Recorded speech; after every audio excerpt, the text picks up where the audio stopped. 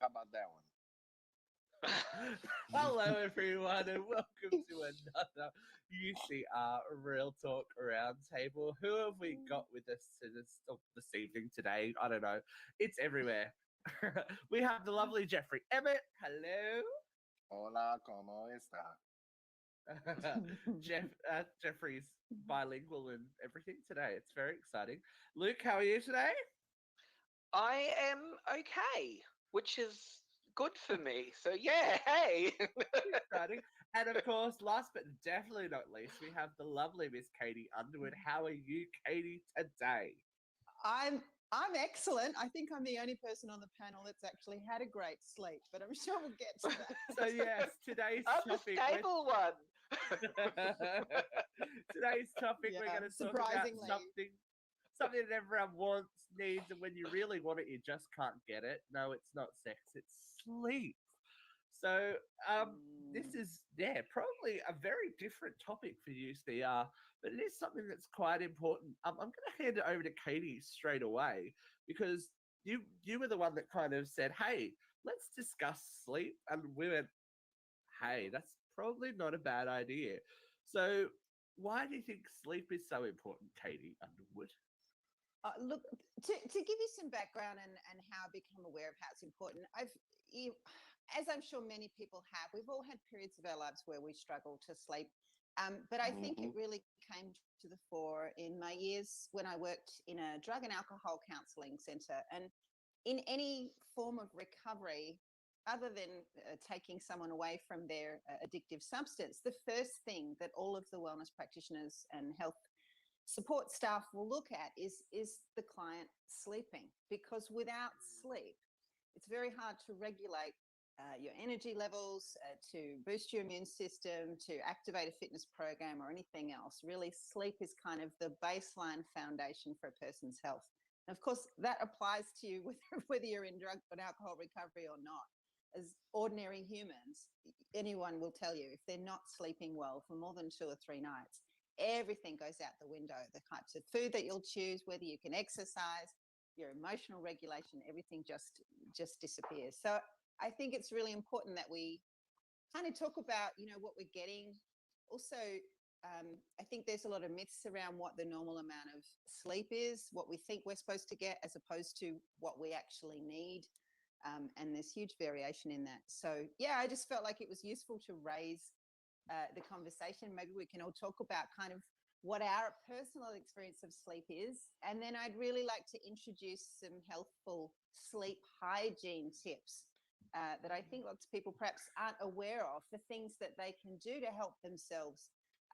That maybe it's information that isn't readily available out there, but I quickly just scribbled down a few things that I was aware of, and I had to stop at like 20 because my page got full. She's our guru. But maybe So first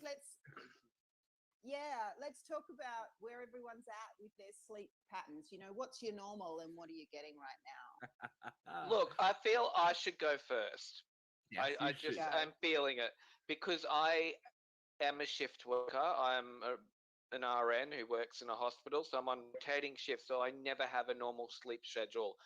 And it was starting to affect everything, including my daughter's sleep patterns, because I'd be picking her up at 11 p.m. at night after I finished my shift, driving from my mother's house, and then drive back to my place, and then the next morning I'd be completely wrecked, but trying to get up and get her to kindy or daycare. um, I was burning out very fast, and I think the guys on the show noticed it as well, because doing this is fun, but I was not even enjoying it as much anymore because I was just flatlining. Um, Night, just a few weeks ago, I was on shift an evening. It was about 6:45 at night, and an old friend of mine rang who is now like leading the COVID jab project, and was like, "Do you want to come and do that? Like, it's still under the same employer and everything." And I'm like, "Absolutely." Like, I just had three code blacks, which is when people are that violent that you need to call security. And I'm like, absolutely, I'm done. Like, I'm happy, and now I've been sleeping every night. Um, I do big days though, like I have to travel a lot because we're doing this all up and down the coast and whatever. I'm still feeling so much better. I'm feeling so much more engaged in everything, and like I'm talking with people more, and I'm loving it. Like it's just, I didn't realize how flogged out I was until I wasn't flogged out as much, if that makes sense. Yeah. Yeah. Yeah. we And are. look, perfect indication there that, your baseline needs are not met. And then it basically all the dominoes start to fall. Your ability to experience joy, your experience of life in general kind of brings you into this insomnia induced depression, if you will. That, a couple of Absolutely. solid nights I was sleep actually, and suddenly your baseline comes back up. I was starting to feel like I was losing my shit. Honestly, Katie, like I was feeling like I was having like some kind of breakdown, which is, you know, a pretty raw thing to admit, but I was like, shit, I'm not even coping with cutting sandwiches and shit for my daughter's lunch anymore. Like, this isn't normal.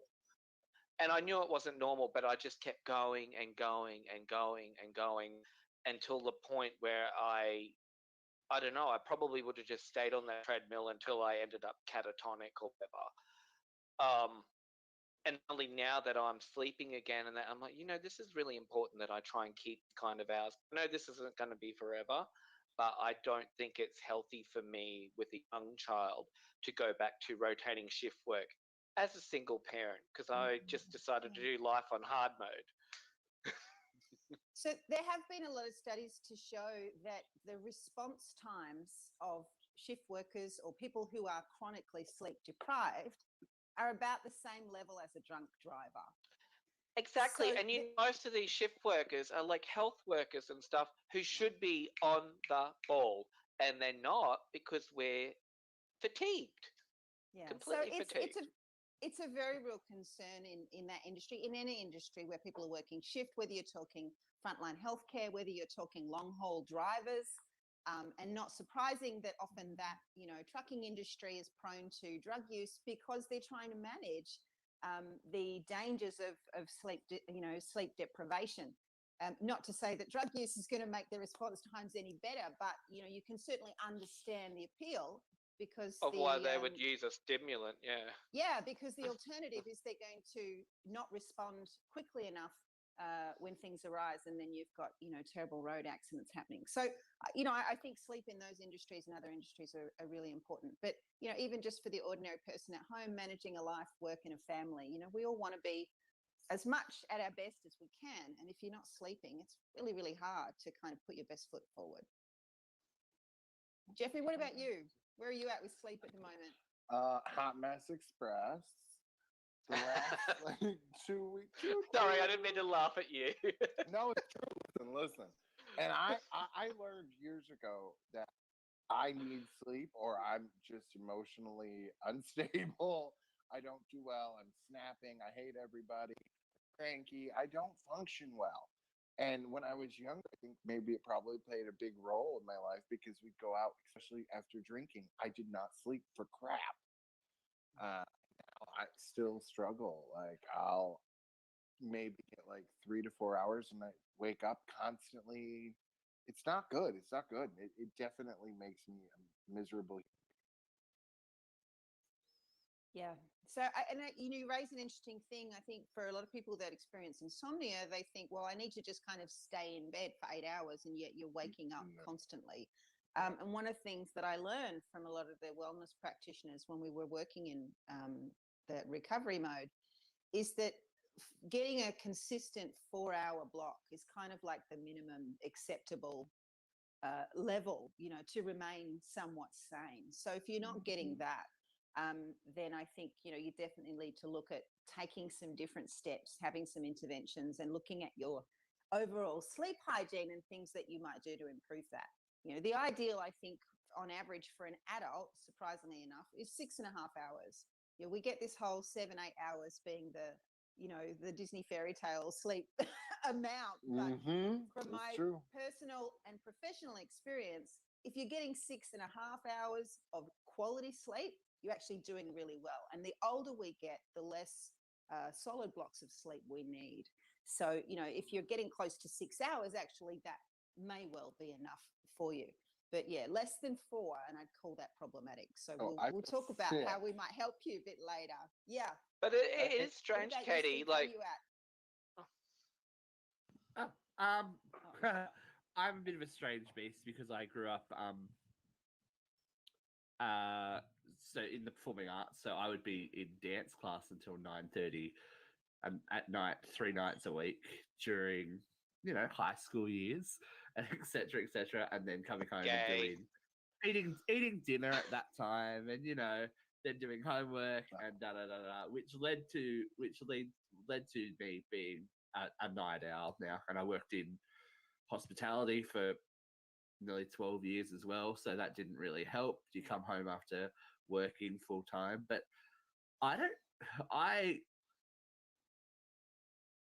the jobs that I have, let's put it this way, let me function on the sleep that I can get. So when everyone else is at work during the day, it's not unlike me to go, hey, I've got a couple of hours, I might just go have a sneaky day sleep, which is amazing. I think I sleep better during the day, which is strange, I know. But nighttime, my brain doesn't stop. Nighttime is actually when I get my best creative ideas, and I'm like, I should get up and write something about that. I should do something like that. I'm going to go edit some music. I'm going to go do this, and this, and this, and this. And then I look and it's 4 o'clock and I go, oh, should go to bed. Radio. And then it's like, and then if I have to be up at 8:30, I'm like, what's going on? Who's there? But yeah, as you said, I think I know that to function and work well during the day, 5 hours is what I need. And then I'm like, yep, I'm good to go. If I can get 5 hours, I'm like, yep, sweet. So I look at the clock and I'm like, yeah, I can do this. I can do this. But I have the benefit of being able to, look at the clock at 3:30 in the afternoon sometimes and go, oh, well, nap time. And which is, perpetuates the cycle, I guess. But, hey, you can do it. I think that's where you're getting your balance. You've got your 5-hour block, but then you've got your power nap. At another time of day, and that's kind of helping sustain you. Luke, you were going to jump in and share something earlier? I was going to talk about like insomnia. Like, it's so weird because now that I've come off this shift work for now, like it's only been like, this is week 3 for me where I'm having like normal sleep cycles. I'm finding it really hard to sleep. I'm waking up through the night all the time. And like, I was awake this morning, like, look, when I do editing for this show, my best work is, like Steve said, during the night. I'll stay up and do an all-nighter. I'm like, you know what? It's whatever. I'm not working tonight. I'm going to sit up for 6 hours because it'll take me about 6 hours to do a proper edit, like of an interview or whatever.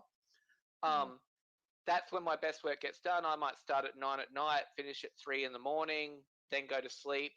I'm finding now that I'm having normal sleep patterns, it's not happening for me. I keep waking up all the time. And, and I'm waking, like this morning, I woke up, it was like 5 a.m. And I'm like, oh, I don't have to be up until at least 7. So I'll try and sleep again. And then I can't sleep. I'm just laying there like, oh, well, what do I do? See, I'm the same because I know if I try and go to sleep before 12 o'clock at night, I'm asleep for an hour and a half, and then I'm up for the next 5 hours going. I thought you were going to say 5 days. It's like literally, if I did it to myself the other night. I made the mistake of coming home and I went, I might just lay down on the, and then I was out for an hour, and then I woke up and it was 12:05, and I'm like, well, this is good. Like, I looked at the clock at the next time I felt tired, and it was 3:45. I'm like, oh, that's upsetting. Well, I was about to say, look, my mum does night shifts. She's still nursing in her 60s as an RN, and she does only night shifts now because they're less hectic, but they're taking its toll. My mother, I think, sleeps maybe 2 hours a day, and I don't know how that woman copes, but she just keeps going and going and going. And like, when she has her little days off, it's not unusual for me to go around to my mother's house at any time of day and she's just completely like comatose. Yeah. Like, because that's when she's Yeah. getting her sleep. Like, it's her moment. Like, she'll just crash when she crashes. And I think, yeah, big time shift work is not good for people. I think they'll probably find in like years to come, it's probably just as bad as, you know, inhaling asbestos. You know, it's just not Look, I good think for your it- health. I think it depends. I mean, some people can adapt, and there may be some people who are able to work, consistent night shifts and then consistently sleep through the day. But I think it depends what you're able to do. And the key word with any sleep pattern is consistency. It's actually possibly not so important what time of day you sleep, whether you sleep from 8 p.m. at night to 4 in the morning, or whether you go to sleep at midnight and sleep through till 5, but that your routine is consistent. And I think the challenge with shift workers is if you're on a rotating shift, your brain and your circadian rhythms never get the chance to adjust. So, I think it's a It's question good of you how bring that up, how you Katie, manage though. that. Like with Yeah. like with melatonin and a lot of shift workers are on melatonin. You know, shifts over melatonin. I've never done it because I thought like, you know, I'm one of those people. I'm like, if I don't need to take something, I just don't want to take something. But I see why they do, and like sort of now I'm at the point where I'm trying to sleep normally. I'm like, shit, maybe I do need to have something. Look, the advantage of melatonin, and for the benefit of those who are not aware what melatonin is, it's a hormone that everybody produces naturally in the brain when it's time for sleep. And one of the most common triggers for the body to produce melatonin is the changing tone of light in the sky.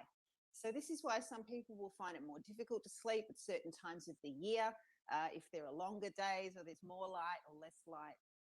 And it's also the reason why we encourage a more of an orange light coming into our sleep time, because this is one of the things that can help trigger the natural release of melatonin in the brain.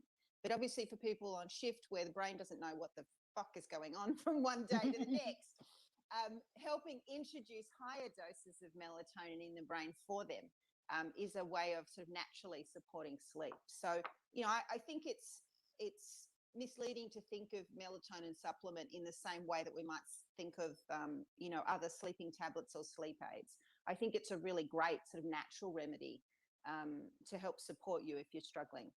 But there's lots of other things we can do without popping a pill. So maybe we need to, before I go into sort of sharing with you some of the things that I'm aware of, can I ask each of you what you do to prepare yourselves for sleep? Because I want to raise this. I think a lot of people, we live in a world where we work, we play, we eat, and people think we're like robots, that sleep is like turning a switch on and off. Oh, so I'll be busy all day, and suddenly now I want to sleep. And that we expect it to happen instantly and easily, and then get upset when it doesn't. Because we're not robots, right? We're human beings, we're emotional creatures, we're mental creatures. And we have all of these senses that need to be satisfied before we feel safe and secure enough to go to sleep. So let's just have a little roundtable and see, what do you do, if anything, to ease yourself into your sleep at the moment?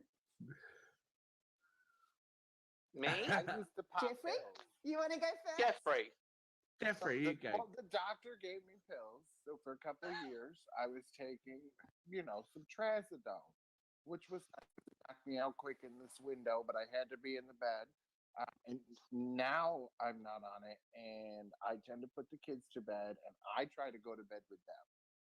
My kids are solid 12 hours, and now I'm like, well, if I'm there, maybe I'll actually sleep. It doesn't tend to happen, so I'll get up a lot. But really, I'm horrible at time. I don't have a calming thing. I'm trying to get into watching a certain lady's videos before I go to bed. Try to read, because that helps. Like reading will knock me out, but then it's staying asleep that is really more my issue. And I've always felt like I sleep best from like 6 a.m. to 10 a.m. Like those are my magic hours of where I get the like, and I can't do that because I have kids. Yeah. Sad. But see, you have imagine that you have a very detailed process for helping your kids get ready for sleep. So let me ask you, what do you do to help them get ready for bed? Well, we do Just the give me whole a couple of things that you do with them. book, So tell me, what is it? bath, books. Yep. You know, we're coming down, we're getting into bed. Yeah, they have a whole routine. So this is the thing, you know, Yeah. it's like, why do we think as adults that we don't need the same things that we needed when we were kids to get to sleep? Because Right? it's the There's a only certain time we amount can have of to ourselves. Sorry. Yeah, but there's if we were to treat ourselves like we treat our children in the way that we ease ourselves into sleep, there's a lot of evidence to show behind all of these physically settling, you know, the bathing, the storybooks, the reduced light, all of these things are things that adults need too, perhaps more so because we're so hyper stimulated mentally to kind of ease ourselves into sleep. So you probably know all the things you do. You just have to create the adult version of it. But we'll get back to that. Luke, do you want to jump in next? What do you do, if anything, to help yourself prepare for sleep? Or do you just like drop into bed and go, I'll just hope for the best? No, look, honestly, mine is putting on like flub TV that I don't even have to focus on.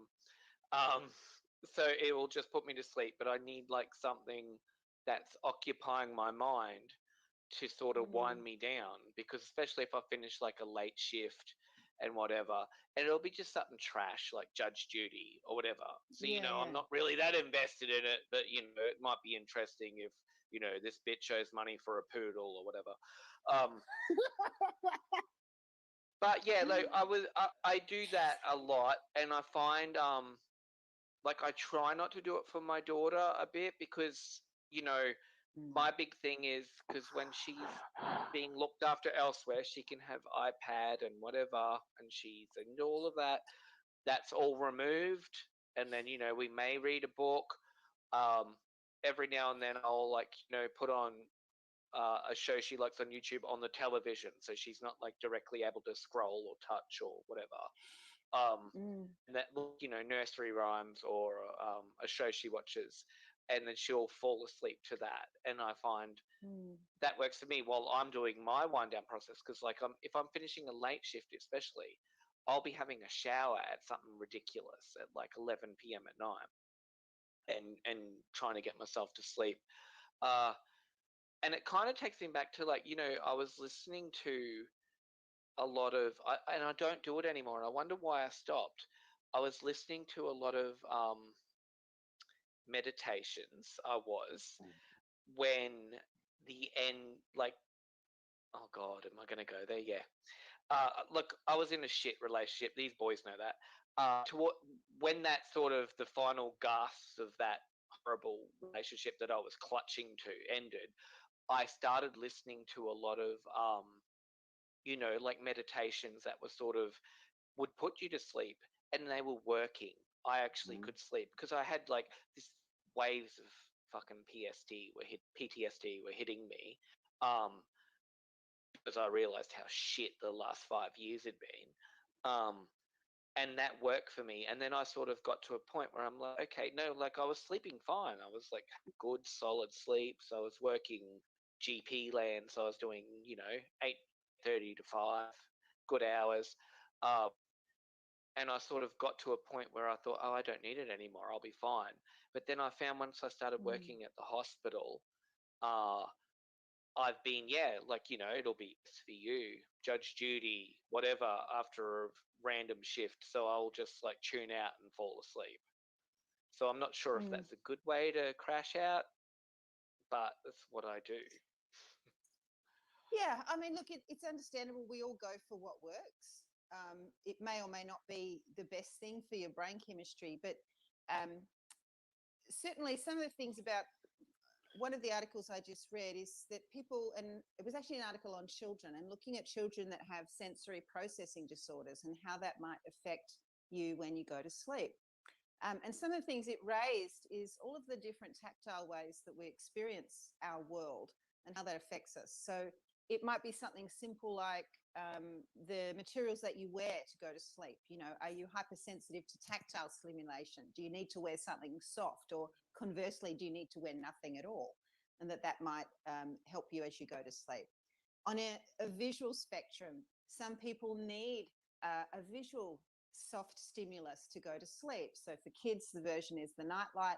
Maybe the adult version is that, you know, television stimulation that's not mentally stimulating overly much, but yet your eyes have something to kind of zone out to. So that might be the category that it's in for you. But then there's also the possibility with television tends to produce more of a blue light, which our brain associates with being awake, as opposed to a more orangey or yellowy light. So the light of a salt lamp, or there's lots of apps actually now you can get on your computers and your phones that once the time gets past about 7 p.m., it will switch your device light either to dark mode or orange mode. And this can be more helpful to actually inducing your brain into this, oh, it's nighttime. So like I have my iPhone setting on dark mode after sunset. So after 7:30, it just automatically switches everything to a black screen background. There's less blue light coming in. And because I am kind of often a late night phone user, but it doesn't disrupt my brain's ability to drop to sleep when I can. So I think with the TV stimulus, you know, it's not to say it's a bad thing or not. I think it depends on person to person. It sounds like that's working for you, but it also sounds like that audio interest as well. And this is that other factor that we can look at with sleep hygiene. Some people need to be in a totally silent room. You know, maybe part of the reason that you're not, yeah, everyone's going, no, not me. But perhaps more so, we're more able to be induced into a state of sleep with that white noise sound. So whether it's a specific podcast or the sound of someone's voice, which is always soothing, or whether it's even like literally white noise on a television or that soft sort of audio interest in the background that helps kind of soothe you and settle you. So I think one of the really interesting things about sleep hygiene is there's no one size fits all for everybody, but I think it's really important to kind of look at, well, what do I need more of or less of when it comes to sleep time, and how's that going to help me?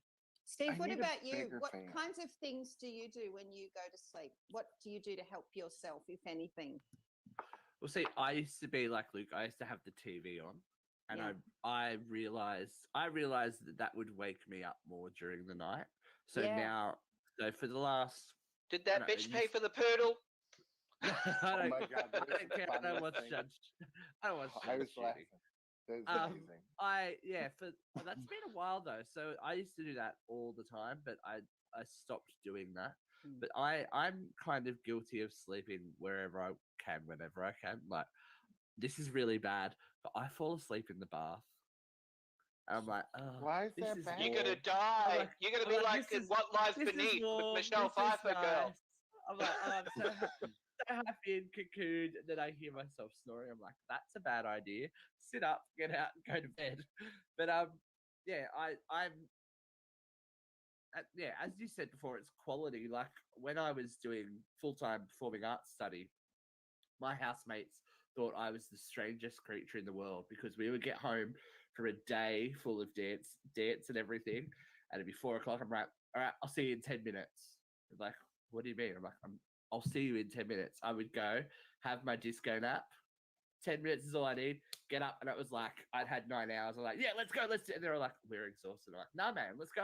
What are we doing? We're going to have dinner. We're going to do this. And then they'd all be asleep. And I'm just there going, yeah, this is great. Yeah. But I know, I'm a strange bird. But you've mastered the art of the power nap. And I think that's great. You know, anywhere and everywhere. I'm just like, if I go to sleep, it's kind of like when you get older and you know when you have to poop, you got to poop. You're like, I have to poop now. I don't care where I am. I'm going to poop. I'm like, I'm going to sleep. I don't care where I am. I'll sleep. But, yeah. Like I do have, I guess, what you would call occasional insomnia, where I will literally just lay there and go. And I try and be a good boy and not do the phone thing and just sit there. But then, like, after 10 minutes, I'm like, there'll be something on Facebook. And then especially with international friends, you're like, well, 1 a.m. here, which means it's Jeff's like, Yeah, what are you it's- doing awake? I'm like, don't you worry. I'm like, let's It's talk about the show. My favorite thing when I wake up in the middle of the night, I'm like, I know I can message these two fools because they're gonna be It- up at the same time. I it's love always it. it's always chat o'clock somewhere, right? Yeah. It is, right? But It's- yeah, I feel like I it's feel like chat I'm getting better at it the older I get. Like I know that probably when I needed more sleep, like when I was studying and stuff like that, it would have been better to, Mm. get more sleep. But yeah, I'm in a good spot now where the jobs that I have at the moment, I can get what I need when I need it, as I said before. But I don't really have. I used to read a lot more. I don't read anymore because I have time to read. But yeah, and now it's TV off. Like I'll watch it, but I go, all right, you have to turn that off. Like otherwise, I will literally, I'll hear it and I go, huh, and wake myself up again, and then. But yeah, TV Yeah. off. I like a dark room, but the best sleep I ever get is in a hotel room, and I don't know what that is. Blackout curtains, probably. Probably. I was Yeah. like someone else's bed. Ah. Yeah. So hey, let me ask you this, and this was something that I learned in the wellness center where I used to work, and I think it's a really simple thing that a lot of people are in denial about, and that's caffeine. So many of us will drink, 1,000 of right. Okay, you know where I'm going with this. Right? Good morning. And so if I ask you, how many cups of coffee or tea do you drink in a day, Luke? On average. Okay, I'll be honest. I don't even have coffee in my house. I don't drink coffee when Okay. I'm at home, ever, ever, ever. I drink shitloads as soon as I walk into that hospital. There's But that's caffeine what I'm talking everywhere. about. And I'm just like, Yeah. so if I'm doing morning shift, I'll pump probably 2 cups of coffee before 7 a.m. rolls around because I'll get there 1:45. I'll pump probably 2 cups of coffee before my shift starts because I know I've got to be on it for the next couple of hours. Yeah. That's the busiest time. Same as night shifts when I'm in the hospital. Coffee, coffee, coffee, coffee. Yeah. When I'm home, like I go through phases where I'll drink like something like Pepsi Max. And I'll like every now and then I'll buy in my 20s I lived on it. I don't even know how my organs are still here. I would live on it in my 20s and barely drink water. And I would still have normal sleep though. I was just thinking as I'm older, sleep's a harder thing to do. When I was young, I was coping with shift work. I was coping with, drinking 10 cans of Pepsi Max a day and still going to sleep soon as I was like, okay, it's bedtime. Yeah, so I try and cut out, like I don't have any caffeine in my fridge or cupboard right now. And that's just a thing that I've never really been drawn to. Like often my mum will come over my house and go to make herself a cup of coffee and then she'll be like, oh, you don't have any. I'm like, you can have a water. Yeah. So So I'm gonna tell you something now that you're not gonna like very much. Okay, So give we've it to already me. established one. Give it to me, Yeah, Underwood. one major thing, which is our bodies change dramatically as we get older, and our bodies produce less melatonin and less other supportive hormones in our body to help us sleep. So it does get harder to have a good sleep as we get older. So we need to make changes to how we do this. So if I was working a daytime job, generally speaking, if I'm having trouble sleeping, and let's say I want to get to sleep by 10 p.m., then I would have to stop all caffeine at 2 p.m. So we're talking 8 hours from when you have your last cup of caffeine to when you want to get to sleep. Okay. Okay. So you can see now where there's a huge gap, because if you're having coffee your whole shift, and then you've got a 2-hour window between maybe when you finish work and when you expect to go to sleep, forget it. Yep. That caffeine is still having a massive impact on you for up to 8 hours from the last cup that you had. So, one of the first things I would suggest to anyone who's having trouble sleeping is you need to look at when your last dose of caffeine is and when you want to get to sleep. And it doesn't matter what time of day that is, but you need to kind of count back at least 6 hours, if not 8 hours, and go, that's when I'm going to have my last cup. And actually what I'm going to do, because immediately you're going to say, well, how do I stay awake at work? And I'll tell you something else really radical about fighting fatigue. It's water. one of the first symptoms of dehydration is fatigue. And we think, Yeah. how do I keep myself awake, keep pumping myself with caffeine? Or in fact, It if we have dehydrates like you more. yeah, if we had a big bottle of water instead, or if water's boring, herbal tea or something else that's actually going to hydrate you, you'd be amazed how much you're able to stay awake and alert, as opposed to the habit, and it is just a habit of going, oh, it's just easy. There's a coffee machine. I'll just grab that. So in your case, that would be my first and best suggestion. And that might be all it takes. How amazing would that be? If you change That would be just right? If you Yeah. change just that one thing, okay, after whatever o'clock time it is, 8 hours prior to when you want to get to sleep, let's say you want to get to sleep at 11 p.m. Okay, well, I'm not going to have any caffeine after 3 p.m. And I'm going to have water or some other variation of water, not sugar, but water. See how you go. But like most people though will have like a caffeinated drink or whatever with their dinner. Like, that's very And like, but I guess because we don't think about it, do we? Like, we just if think, they're sleeping well, then it's not a problem. It's only a problem if it's a problem, right? Yeah. So some people will say, True. I can have caffeine at 6 p.m. and drop to sleep at 10. Well, fucking good for you. If it's not affecting you, right? But we all are affected by caffeine differently. And it was one of the big learnings for me, that even though I'm only having 2, maybe 3 cups of coffee a day, which compared to some is like nothing, I still need to stop my caffeine intake, around 2 p.m., 3 p.m., or I just won't get to sleep before midnight. And it's that simple. And I can be doing all sorts of other weird stuff in my bedroom that's probably not technically good for sleep. But it's really, for me, it's as simple as that in generally speaking, if nothing else is, going wrong, managing caffeine intake is a huge win. So something to try and see how you go. What about you, Jeffrey? Where are you at on the caffeine scale? Does that resonate with you? Mastered that pretty early. As a kid, the only time we were allowed to drink soda was at dinner time. And then growing up, it was actually road trips.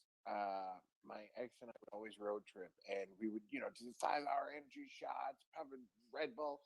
And I'm like, I'm tired. And then I connected up with water, and I did realize how much better I could stay awake, and it wasn't an issue. So I'll have, probably by the way a coffee pot is 4 cups, I guess, in a big container. But it'll take me from like 7 in the morning to maybe noon to drink all that. And if I have a Coke or anything, like one night after Steve like showing his can of Coke, and I'm like, oh, they had one in a long time. I had one. I was up for hours. Yeah. Couldn't sleep. I was wired. Yeah. So yeah, I can't. I can't have any caffeine. I can't. No. So that's good. Now look, one of the other things that can really help when it comes to sleeping relates to something called proprioception. Do you guys know what that is? Is this something to do with coming? So proprioception is also Jeffrey. known as kinesthesia. So in short, I'll read you the actual definition and then I'll tell you the layman's terms. So it's the sense through which we perceive the position and movement of our body, including our sense of equilibrium and balance. So the short version of that is it's our brain's ability to know where we are in the world. So if anyone's ever looked after a small baby, the swaddle thing, we wrap these babies kind of firmly. Oh, yeah. Right? And what happens? They're like, wah, wah, and they're out, right? Because their proprioception is taken care of. Suddenly their brain knows exactly where their body ends and the rest of the world begins, and it's extremely calming. So again, as adults, we still have this proprioceptive sense of where we are in the world. And this is one of the reasons why weighted blankets have become really popular. And for some people, they work really, really well.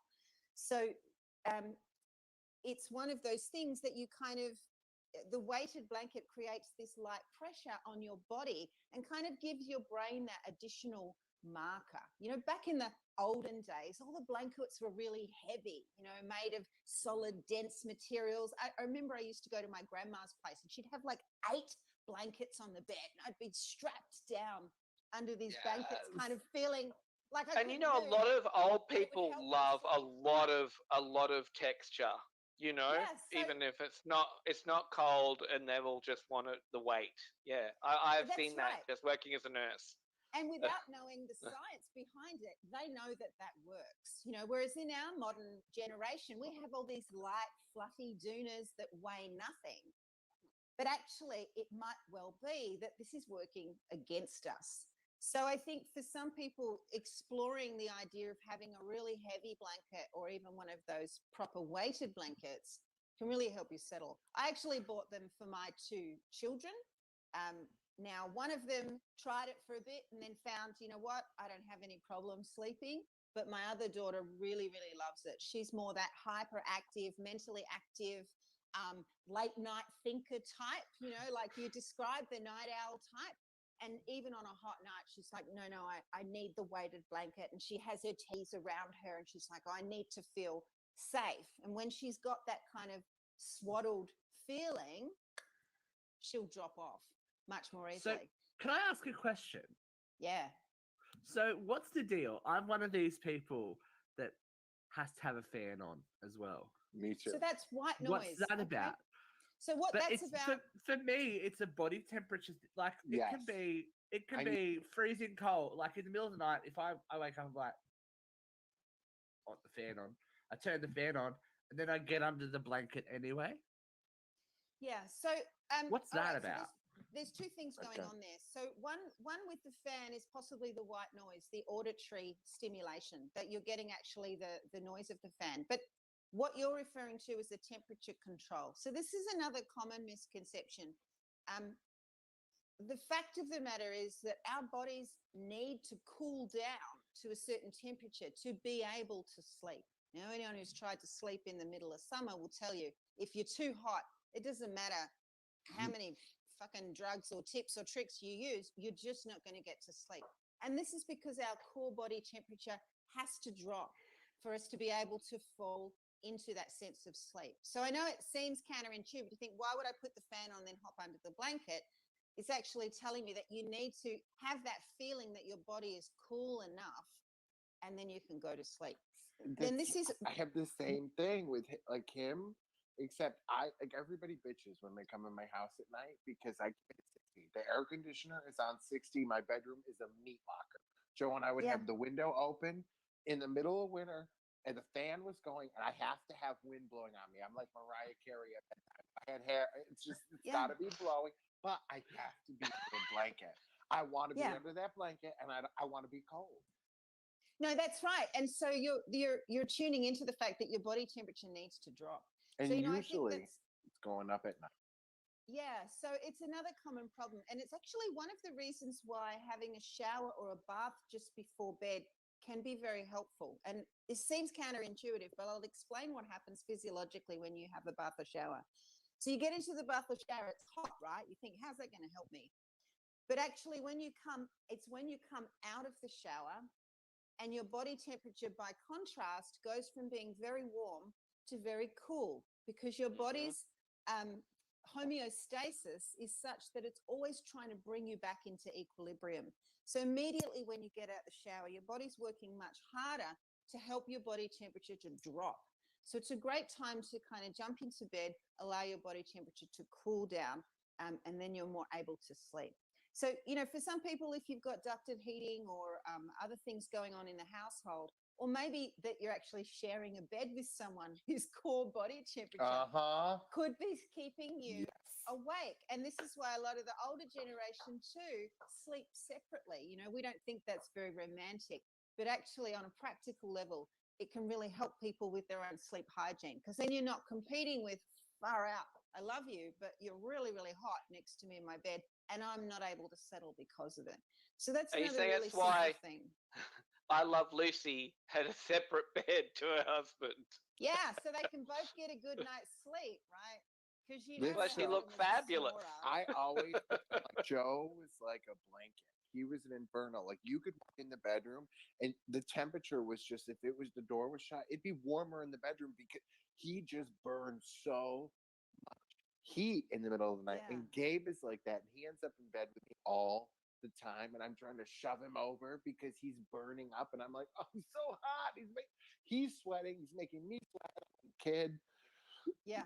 you got to get out my bed. Look, I mean, I don't have a partner in my bed at the moment, but it's the reason I can't co-sleep with my kids, and I never have been able to, because they're like little hot blankets, right? I'm like, I won't. And my kids will go, oh, can't I just stay in your bed? I'm like, look, when you fall asleep, I will scoop you up and put you back into your bed, because if you're in my bed, I won't sleep. And we all know that doesn't go doesn't go down well for any of us the next day. So, well, I think that's one of my problems, because my daughter very often will come into because her room is down the hallway a little bit away. So often during the night, I'll wake up, she's in my bed, or she'll be like her feet, because she spins around in the bed too. She's a horrible sleeper. So I'll have like feet in my face. I'm like, that doesn't okay, make it she's easy. here. And then like I'll pop her back, and then she'll be back like within an hour. So that happens too. And so sometimes like I've even left her, like if I've saw like she's gone into my room and fallen asleep, I'm like, oh, okay, she can stay. But then it is a broken sleep for me. No, that's But right. I've sort of normalized it. But yeah, I've sort of normalized it for us both though, where it's like, oh well, if you're in bed, then that's okay. And because she does get scared. Like I know she does. When she wakes up in her own room, she'll often come. I'll hear the feet coming, like boom, boom, boom, boom, boom. I got scared as a kid. Like, my mother made me sleep on her bedroom floor. You weren't getting in bed with them. I slept on. Well, I don't want to treat my child like a dog. So. Well, so you know what? Like, well, but no, like look, I know, like I'm enabling. I do know. I am guilty.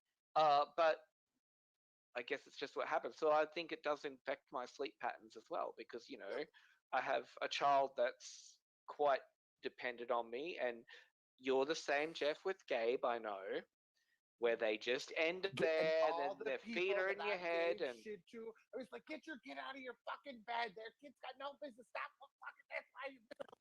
And now that fucking kid is in my bed. I'm going to share something with both of you guys, and this might be something to look at for your children that will then help you with your sleep. So, kids do intuitively what they need to do, and it might be that in both of those cases, your kids actually have an issue with their sensory processing, where they need to feel like they're next to another body, yes, so they can settle.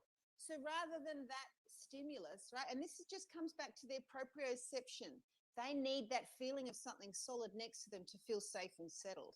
So rather than that being you can offer different options, like a weighted blanket, or like a full body sized, you get those full body pillows, or a large teddy, something that they can feel snuggled and close to, where they get to feel safe and kind of compressed. But I would really encourage you to look at the options around those, either full body pillows or weighted blankets, and help your child transition to that healthier sleeping pattern. Because, when they hit 16 or 18 or 21, they're not going to be able to climb into bed with you. Maybe they'll substitute you with their own partner, maybe that will work.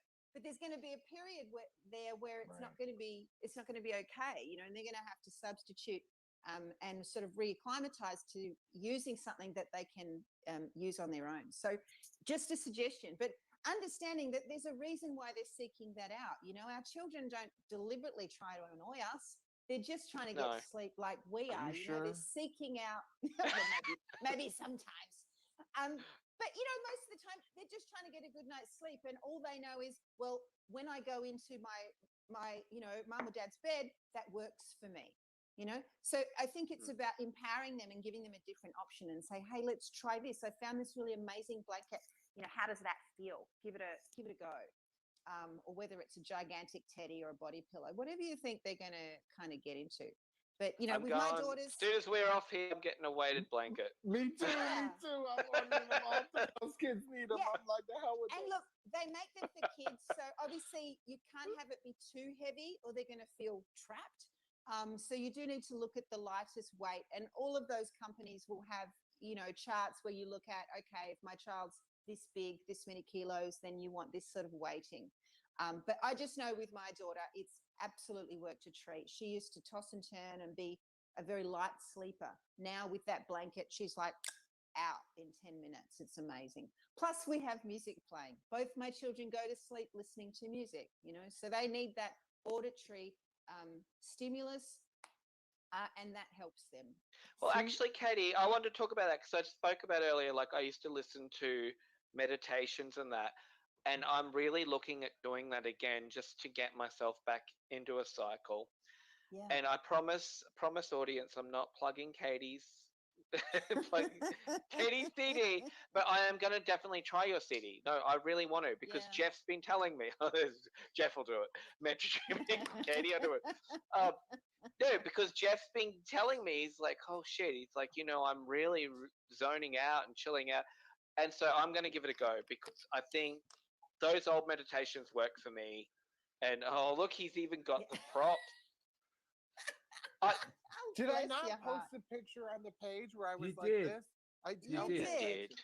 And I'll be honest. But look, I'll be honest. I actually did it, Katie, and it knocked me out. It knocked me out real good. I was like, oh my god, I'm so rested and lovely. I was like, just feeling my own. And then because of dancing, I've got my Spotify set to shuffle, and I was like, oh, just listening to your calming voice, and all of a sudden it's like, some days couldn't get out. And I woke up going like this. Oh my god, and then I'm like, these days.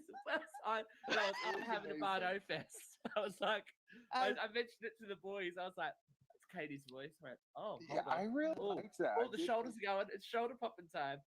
Must be a Bardo track. But look, Luke, let me just say before we sort of get off your thing there, Yep. I think if you've found that podcasts in the past worked, and there is a difference between listening to music and listening to a voice. So if you found that actually the sound of someone speaking was more settling for you, as much as I love my music and I love that the boys do too, I would go to that. I would try that first because that I did it for a good solid 6 months where it chilled me, it wound me down at night, and it was working well.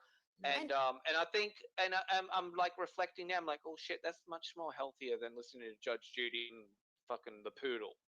Like, Yeah. And look, also as part of it, when we're talking about sleep hygiene, we talk about consistency. It's also about brain training. So because you said you had 6 months using that recording or those meditations to go to sleep, your brain associates that with sleep, right? Yes. So even if you haven't heard it for 2 years, you'll find that the moment you put that on, you'll go to sleep. So for me, at the moment, I have something that I listen to, which is not my own music; it's someone else's music. But my brain has been listening to that on sleep time for the last 2 or 3 years. I barely get through the first track, and that's simply because my brain goes, "Oh, it's on zone. I'm out." It's like kind of a sleeping tablet for your brain, but you're doing it with music. So I think, I would go back to whatever it was you were listening to, try that first. I'll and give then if you you some don't get suggestions, success for that, Luke. then, yeah. Because there's one that worked for my mum too, because I was listening to it, and this girl's voice, it's a podcast. I'm doing a bit of a plug for her, but whatever. It's a podcast called You Must Remember This, and it's about classic Hollywood. And her name's Karina Longworth, and her voice is so. This is Karina Longworth, and you're listening to You Must Remember This. And I'm like, oh, and he's zoning out. And then there's another one, Law. So it's I guess urban legendsy kind of podcast, but it's got a lot of piano music in it. As an intro and like so you're out by the end of the first intro. See, I haven't. I'm just like, oh, that's really nice, and then I haven't heard the episode. The clarity of piano is actually too much for you. To me, a piano sound is actually more stimulating than relaxing. Yeah. So again, it's not about a one size fits all. I think it's about each person trying various things. That's enough. Trying various things and finding what works. And then when you wake up, you just smash beautiful on it like this. It's Katie Underwood's the one-stop shop for sleep and waking up, obviously.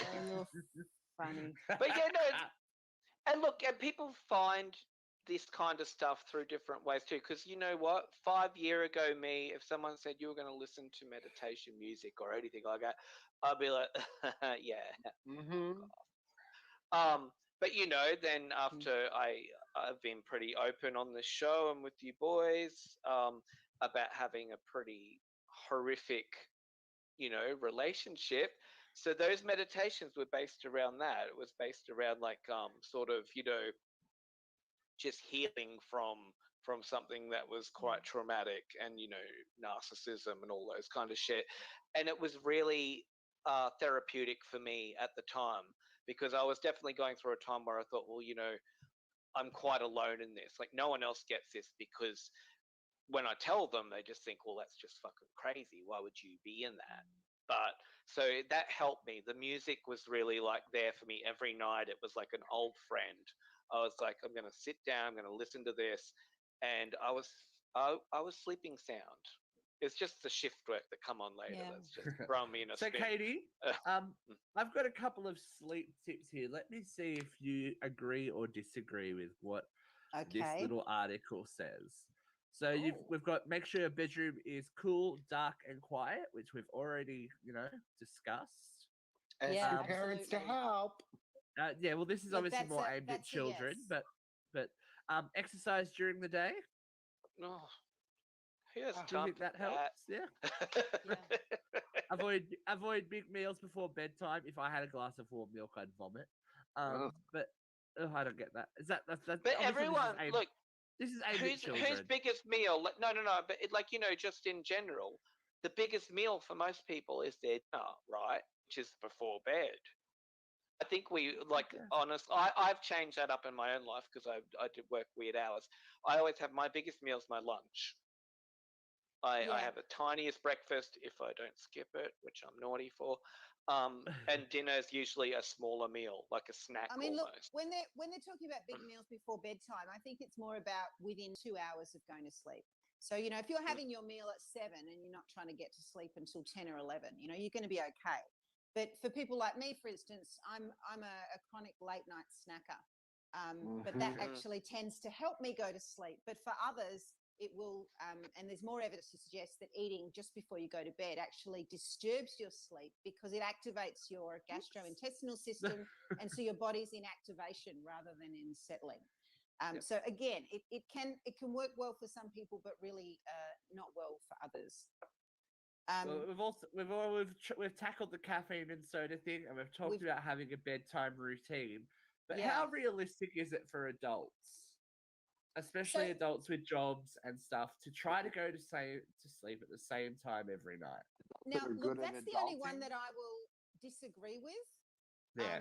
And all of the information that I've read and come across, it's actually not about what time you go to bed. It's about having a consistent time of waking up. So, yes. No, I'm feeling it. Okay, so your circadian rhythm is dictated more by when you wake up. You can't actually control when you get tired. This is the problem. You can't force yourself to go to sleep at the same time every night because different things are going to happen to you through the day. But the one thing that you do have control over is when you choose to wake up. So there's much more evidence to show that a consistent waking time will naturally determine when you're ready to go to bed. So for me, I'll consistently wake at 7 a.m., right? That's school, school kids. Kids are waking up, we're prep time, whatever. Now, some nights I'll be tired at 10. Some nights I won't be tired till 12. But that doesn't matter. If my wake time's 7, then some nights I'll get, sometimes I won't go to sleep till 1 a.m. But it still means that I'm getting somewhere between 6 and 8 hours a night. But it also means that I'm not stressing about, oh my God, I need to be asleep. And in fact, there's a lot of evidence to show that half of the problem around insomnia is getting annoyed with the fact that we're not sleeping when we should be sleeping. That actually allowing yourself to just relax and go, some nights I'm going to get 5 hours. some nights I'm going to get 7.5, but I'll trust that if I'm waking at the same time every day, that my body will get tired when it's tired, and just trusting that that's okay. And I think that's a big part of letting go of the psychological self-torture that we put ourselves through. Not only are we not sleeping, but then we're giving ourselves a hard time about the fact that we're not sleeping, which is doing what? Only increasing our stress, which isn't helping. So But is it that you're waking up or you're finally falling to sleep really like as you should be getting up? Like why does that happen? Well, it's just exhaustion. I think that's all that is. Fucking You're literally falling crazy. asleep because you're exhausted. So, you know, and I think the often one of the common disruptors to our sleep routine is that, you know, during the week we've got our set wake time, and then we get to the weekend and we're like, oh, I'm going to sleep in until 10 a.m. I mean, I don't know. Shit, I wish. But yeah, exactly, right? It doesn't happen.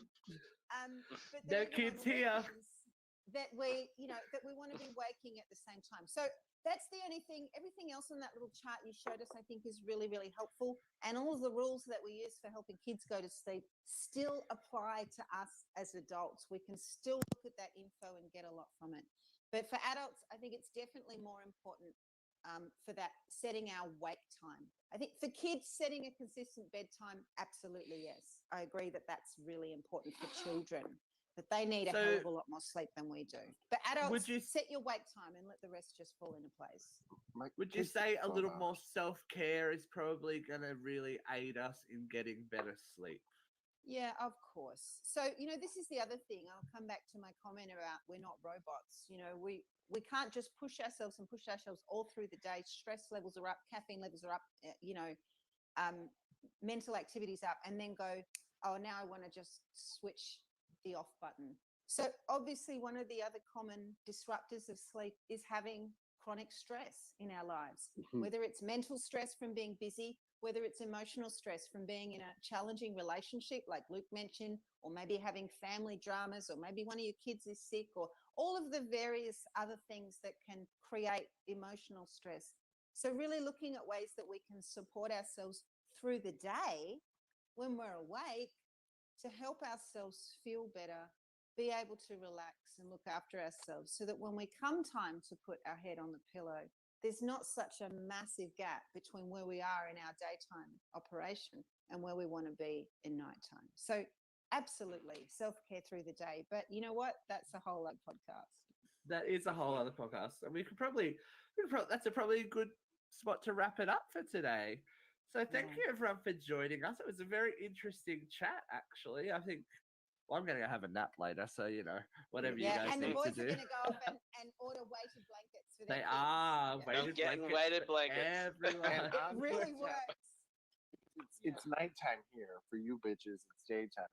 But I know, I don't care what you said. I'm going to listen to this. Yay! And that's Katie. That would be your latest album, Mantra Dreaming, which is available on Spotify, iTunes, all good stuff, and you can even get a physical copy. Don't be embarrassed. It's great. It actually does work. And if it does work. And if lately when I know that, because I'm trying to be like a bit of an adult and, you know, go to boot camp and do all these things. So when I'm going to bed at 2 o'clock in the morning and I know that I have to be up at 6 o'clock in the morning, I go, all right, I know that I need to relax. Stop touching the phone, put on Mantra Dreaming and do it. And like, make sure you stop it so you don't get a Bardo Greatest Hits and, you know, all that kind of stuff happening. And it does work. It's like, I make it probably 2 tracks in and I'm like, and I'm out. And right. Yeah. Well, so there you go. Approved by the panel. Yay! All right, ladies and gentlemen, boys and girls, thank you for joining us, and you'll see from us. See from us. That's see and hear at the same time. I think you need some more sleep. Or less caffeine. You'll see from us again very, very soon. Merry birthday, mess, and all the good things. Mwah, mwah, mwah, mwah, mwah. Bye. Bye, everyone.